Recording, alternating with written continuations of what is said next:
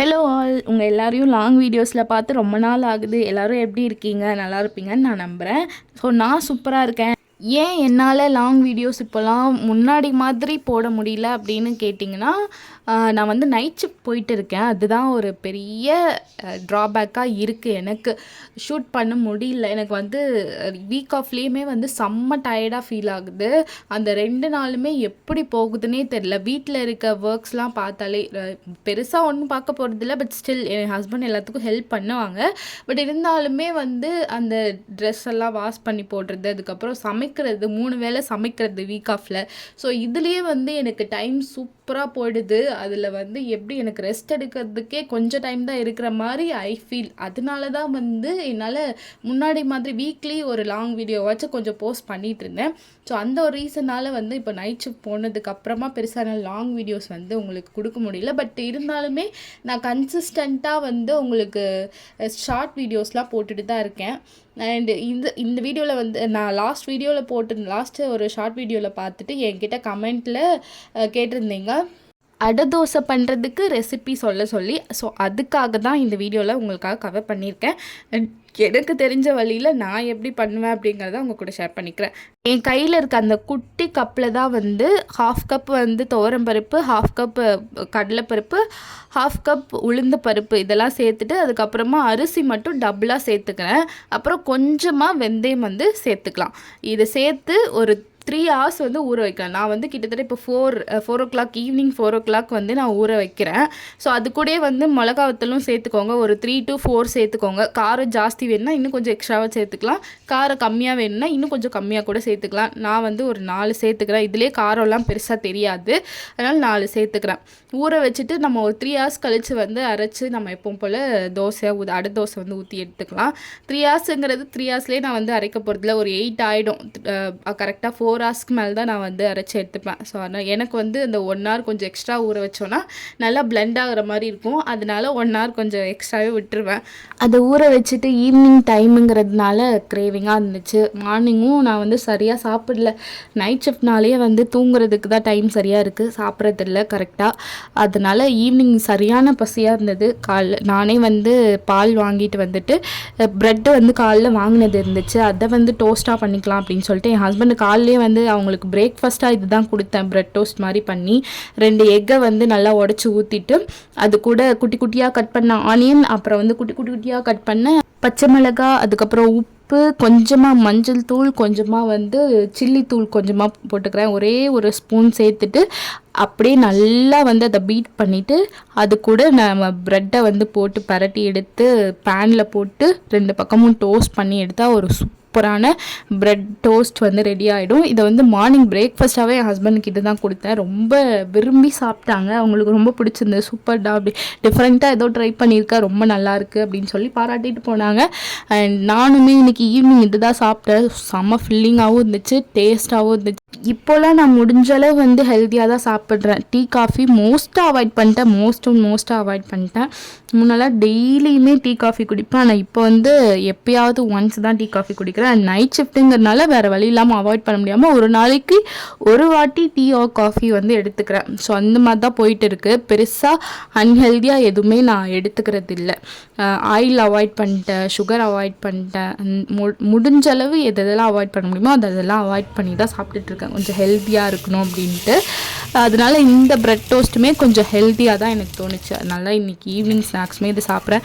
And ball வந்து இன்றைக்கி coffee தான் போட்டு குடித்தேன். நான் சொன்ன மாதிரி ஒரு நாளைக்கு ஒரு வாட்டியாவது குடிக்கிற மாதிரி இருக்குது இந்த ஷிஃப்ட்டுனால. இல்லைனா வந்து மோஸ்ட்டாக ஃப்ரூட் ஜூஸ் ஆர் ஃப்ரூட்ஸே வந்து சாப்பிட்ருவேன்.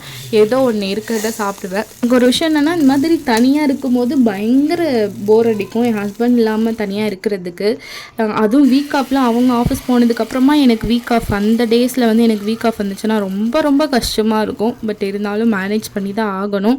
ஸோ இந்த மாதிரி ப்ரெட் டோஸ்ட் போட்டுட்டு அந்த மிச்சம் இருக்கிற அந்த முட்டையை வந்து ஆம்லேட்டாக போட்டு எடுத்துக்கிட்டேன். இது கூட வந்து கொஞ்சம் சாஸ் வந்து வச்சு சாப்பிட்டேன். செம்ம சூப்பராக இருந்துச்சு.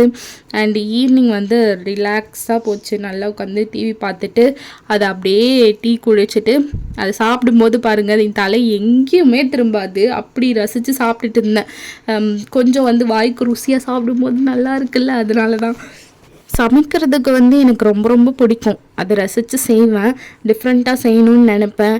ஆனால் வந்து என்ன ஒரு ரீசன்னா, அது நம்ம தொடர்ந்து ஒரு 3 வேளையுமே சமைக்கிறோம், இல்லை வந்து ஆஃபீஸ் போயிட்டு வந்து சமைக்கிறோம் அப்படிங்கிற பட்சத்தில் அது கொஞ்சம் வந்து பேர்டனாக தெரியும் அப்பப்போ. இனிமே நமக்கு கூட இருக்கிறவங்க ஹெல்ப் பண்ணாங்கன்னா அது கூட கொஞ்சம் அது மேனேஜ் பண்ணிடலாம், அந்த பேர்டனு கூட கொஞ்சம் மேனேஜ் பண்ணிடலாம். முன்னாடியே இந்த பருப்பு எல்லாத்தையும் ஊற வைக்கும் போதே கழுவாமல் ஊற வச்சுட்டேன். நீங்கள் வந்து ஊற வைக்கும் போது கழுவிட்டு ஊற வச்சிங்கன்னா அது அப்படியே போட்டு அந்த தண்ணியோடு சேர்த்து கூட அரைச்சிக்கலாம். நான் அப்போ கழுவல, அதனால இப்போ கழுவி சேர்த்துக்கிறேன். மாவு இந்த மாதிரி ரொம்ப கெட்டியாகவும் இருக்கக்கூடாது, ரொம்ப தண்ணியாகவும் இருக்கக்கூடாது. இதுதான் கரெக்டான கன்சிஸ்டன்சி. அப்புறம் நைட்டுக்கு வந்து அது அடுத்த சுட்டு அது கூடயே கார சட்னி தான் வைக்க போகிறேன். கார சட்னியில் வந்து நல்ல கொத்தமல்லி வந்து ஃப்ரெஷ்ஷாக வாங்கிட்டு வந்திருந்தாங்க என் ஹஸ்பண்டு. அது கூடயே பச்சை மிளகாயும் சேர்த்துக்கிறாங்க. ஏன்னா காஞ்ச மிளகா வந்து இல்லை, ஃபர்ஸ்ட் ஆஃப் ஆல் அது வேறு விஷயம். காஞ்ச மிளகா வந்து தீர்ந்து போயிடுச்சு. நான் வந்து மளிகை சாமான் போடும் போதே அதை வந்து போடலை. இப்போ வந்து என் ஹஸ்பண்ட் கிட்ட போயிட்டு காஞ்ச மிளகா வாங்கி கொடுக்க சொல்லி கேட்டேன்னா கழுவி ஊற்றுவாங்க. ஏன்னா இந்த மாதம் தான் வந்து பில்லு ஜாஸ்தியாக வேறு ஆகிடுச்சு. நிறைய திங்ஸ் எக்ஸ்ட்ராலாம் வாங்கினோம். அதை வேறு நான் ஆல்ரெடி உங்கள் கூட வந்து ஷார்ட் வீடியோவில் ஷேர் பண்ணியிருந்தேன்.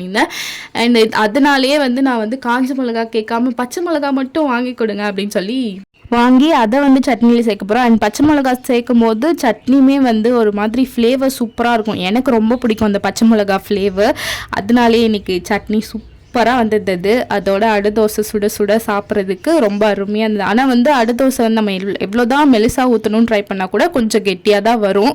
அடுதோசையை மட்டும் ஆற வச்சு சாப்பிட்றக்கூடாது, சூடாக சாப்பிட்டா தான் சாப்பிட முடியும். அதுவும் கார சட்னி கூட வச்சு சாப்பிட்டா தான் சாப்பிட முடியும் எனக்கு. ஆனால் தேங்காய் சட்னி கூட நல்லா தான் இருக்கும். அப்படி பார்த்தீங்களா, லவ் பேர்ட்ஸ் மேலே ஹவுஸ் ஓனர் வந்து அவங்க ஃப்ரெண்ட் வீட்டிலேருந்து எடுத்துகிட்டு வந்து வச்சுருக்காங்க. இன்றைக்கி ஒரு நைட் மட்டும் இங்கே இருக்கட்டும்னு சொல்லியிருந்தாங்க. அது இப்போ கூட வெளியில் தான் இருக்குது.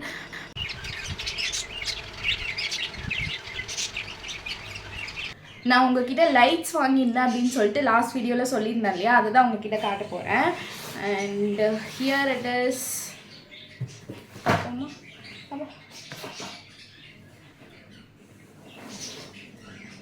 நம்ம வாங்கின லைட்ஸ். ஸோ இதுலேயே ரெண்டு லைட் வாங்கினேன். ரெண்டுமே இதுலேயே இருக்குது. தனித்தனி பாக்ஸில் தான் வந்துச்சு. ஆனால் ரெண்டையும் சேர்த்து நான் இதுலேயே வச்சுருக்கேன். உங்களுக்கு காட்டுறேன். இது வந்து ஏன் வாங்கினேன் அப்படின்னா, நான் வந்து கொஞ்சம் வீடியோஸ் போடலாம் அப்படின்னு ஒரு ஐடியா இருக்குது. ஸோ ஷார்ட்ஸ் வீடியோஸ் மாதிரி க்ரியேட் பண்ணலாம் அப்படின்ட்டு. ஸோ அதுக்காக நான் வாங்கினேன். அண்ட் இதை வந்து மோஸ்ட்டாக என்னோடய லாங் வீடியோஸில் யூஸ் பண்ண முடியுமா அப்படின்னு கேட்டால், நான் vlog-ஆ எடுத்தேன்னா கண்டிப்பாக யூஸ் பண்ண முடியாது. இஃப் சப்போஸ் நான் வந்து vlog-ஆ இல்லாமல் உங்ககிட்ட இது மாதிரி பேசுகிறேன், இல்லை இது ஹால் வீடியோஸ் மாதிரி ஏதாவது போடுறேன் அப்படின்னா அதை வந்து கண்டிப்பாக அப்போ வந்து இதை யூஸ் பண்ணிக்கலாம். அப்போ வந்து ரொம்பவே யூஸ்ஃபுல்லாக இருக்கும், நம்மளுக்கு கிளியராக இருக்கும் வீடியோஸை. அண்ட் ஸோ இதுள்ள 2 பாக்ஸ் இருக்குது. இங்கே ஒரு தனியாக ஒரு ஸ்டாண்ட் இருக்குது. இதுள்ள ஒன்றும் இல்லை, ஸ்டாண்டு தான். ட்ரைபாடுக்கெலாம் இருக்கும்ல, ஸோ அதுதான் ட்ரைபாட் ஸ்டாண்ட் பார்த்துருப்பீங்களா, அதே மாதிரி தான் இருக்கும். இது வந்து ரிங் லைட்டோடது. அண்ட் இன்னொன்று இருக்குது. இது வந்து பார்த்திங்கன்னா இது இன்னொரு ஃபில் லைட் சைடில் வைக்கிறது. அப்படி சைடில் வந்து ஒரு பாக்ஸ் மாதிரி இருக்கும் லைட்டு. ஸோ அதோட ஸ்டாண்டு இது கொஞ்சம் குட்டியாக இருக்கும். ஆனால் வந்து இதை எக்ஸ்டெண்ட் பண்ணிக்கலாம், லார்ஜாக தான் இருக்கும். நம்மளோட ஹைட்டு வரைக்குமே வந்து இந்த 2 ஸ்டாண்டுமே வந்து வரும். ஸோ அந்தளவுக்கு ஹைட்டாக தான் இருக்குது. அண்ட் இது உள்ளே இருக்க 2 லைட்டு. இது வந்து ஐ திங்க் ரிங் லைட்டு. இதுதான், ஆமாம் இதான் ரிங் லைட்டு. அண்ட் இது வந்து நான் சொன்ன இந்த லைட்டு, இந்த பாக்ஸ் மாதிரி இருக்குது பார்த்தீங்களா, இது வந்து நம்ம இந்த இதுலேயும் யூஸ் பண்ணிக்கலாம். வெர்டிக்கல் அண்ட் ஹரிசாண்டல் அந்த மாதிரி 2 சைட்லேயுமே யூஸ் பண்ணிக்கலாம். ஸோ இப்போ நம்ம ஓப்பன் பண்ணி பார்க்கலாம்.